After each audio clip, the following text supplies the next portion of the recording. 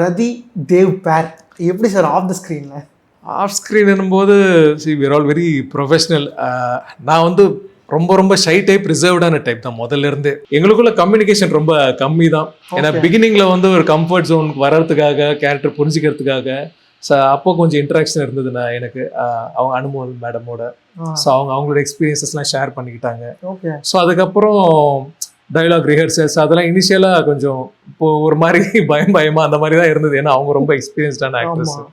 So நான் வந்து என்ன சொல்ல, தமிழ் கற்றுக்குட்டின்னு சொல்லுவாங்க கிட்டத்தட்ட அந்த மாதிரி தான். ஸோ அவங்க ரொம்ப ஹெல்ப்ஃபுல்லாக இருந்தாங்க.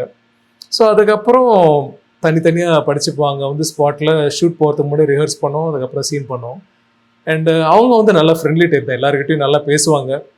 நான் தான் ஆக்சுவலாக கொஞ்சம், நம்ம 2 பேரும் ஓப்பனாக இருந்தால் தான் நல்லா பேச முடியும். நான் கொஞ்சம் காமாக இருக்கிறதால கான்வர்சேஷன் கொஞ்சம் கம்மி தான். பட் எப்போவுமே ஃபர்ஸ்ட் டைம் மீட் பண்ணும்போது நல்லா ஃப்ரெண்ட்லியாக விஷ் பண்ணுவாங்க, எல்லாருக்கிட்டையும் நல்லா பழகுவாங்க.